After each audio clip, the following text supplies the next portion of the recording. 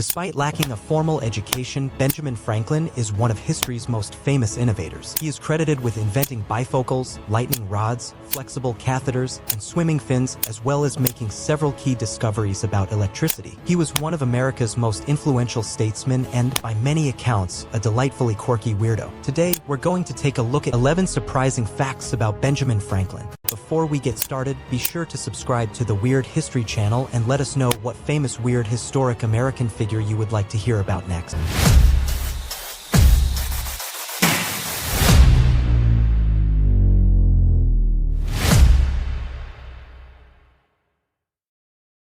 1. He only had 2 years of formal education. The man considered the most brilliant American of his age rarely saw the inside of a classroom. Franklin spent just 2 years attending Boston Latin School and a private academy before joining the family candle and soap-making business. By age 12, he was serving as an indentured apprentice at a printing shop owned by his brother, James. Young Benjamin made up for his lack of schooling by spending what little money he earned on books, often going without food to afford new volumes. He also honed his composition skills by reading essays and articles and then rewriting them from memory. 2. Franklin became a hit writer as a teenager. After his brother James founded a weekly newspaper called the New England Courant in the 1720s, a 16-year-old Franklin began secretly submitting essays and commentary as Silence Dogood, a fictitious widow who offered homespun musings on everything from fashion and marriage to women's rights and religion. The letters were hugely popular, and Mrs. Dogood soon received several marriage proposals from eligible bachelors in Boston. Franklin penned 14 Dogood essays before unmasking himself as their author, much to his jealous brother's chagrin. 3. He spent half his life in unofficial retirement. Franklin arrived in Philadelphia in 1723 practically penniless, but over the next 2 decades he became enormously wealthy as a print shop owner, land speculator, and publisher of the popular Poor Richard's Almanac. By 1748, the 42-year-old was rich enough to hang up his printer's apron and become a gentleman of leisure. Franklin's retirement allowed him to spend his remaining 42 years studying science and devising inventions such as the lightning rod, bifocal glasses, and a more efficient heating stove. It also gave him the freedom to devote himself to public service. 4. Franklin designed a musical instrument used by Mozart and Beethoven. Ben Franklin sparks electricity. Among Franklin's more unusual inventions is his glass harmonica, an instrument designed to replicate the otherworldly sound that a wet finger makes when rubbed along the rim of a glass. He made his first prototype in 1761 by having a London glassmaker build him 37 glass orbs of different sizes and pitches, which he then mounted on a spindle controlled by a foot pedal. To play the instrument, the user would simply wet their fingers, rotate the apparatus, and then touch the glass pieces to create individual tones or melodies. The harmonica would go on to amass a considerable following during the 18th and early 19th centuries. Thousands were manufactured, and the likes of Mozart, Beethoven, and Strauss all composed music for it. 5. He was a reluctant revolutionary. Franklin was among the last of the founding fathers to come out in favor of full separation from Britain. Having lived in London for several years and held royal appointments, he instead pushed for peaceful compromise and the preservation of the empire, once writing that,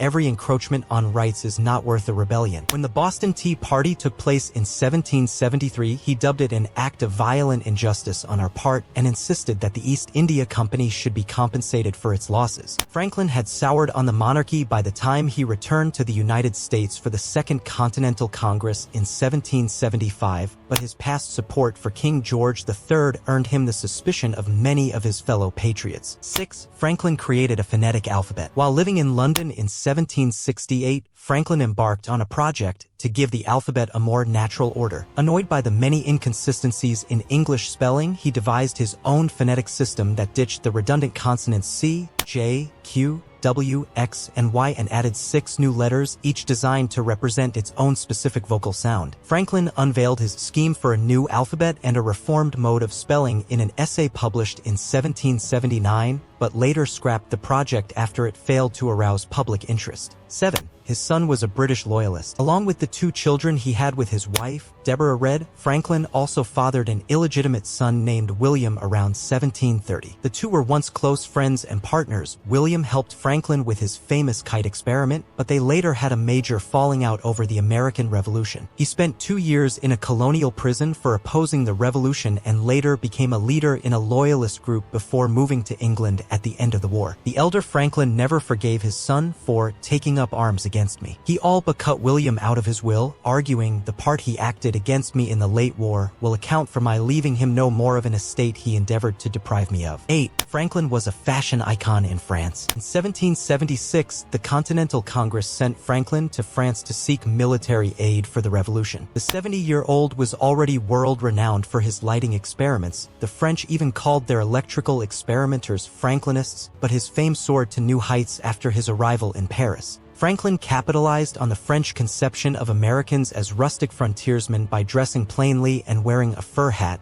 which soon became his trademark and appeared in countless French portraits and medallions. Women even took to imitating the cap with oversized wigs in a style called coiffure à la Franklin. 9. He spent his later years as an abolitionist. Franklin owned at least 2 slaves during his life, both of whom worked as household servants, but in his old age, he came to view slavery as a vile institution that ran counter to the principles of the American Revolution. He took over as president of a Pennsylvania abolitionist society in 1787. And in 1790 he presented a petition to Congress urging it to grant liberty to those unhappy men who alone in this land of freedom are degraded into perpetual bondage. 10. Franklin left Boston and Philadelphia an unusual gift in his will. When he died in April 1790, Franklin willed £2,000 to his birthplace of Boston and his adopted home of Philadelphia. The largesse came with an unusual caveat. For its first 100 years, the money was to be placed in a trust and only used to provide loans to local tradesmen. A portion could then be spent, but the rest would remain off-limits for another 100 years, at which point the cities could use it as they saw fit. Boston and Philadelphia followed Franklin's wishes, and by 1990 their funds were worth $4.5 million and $2 million,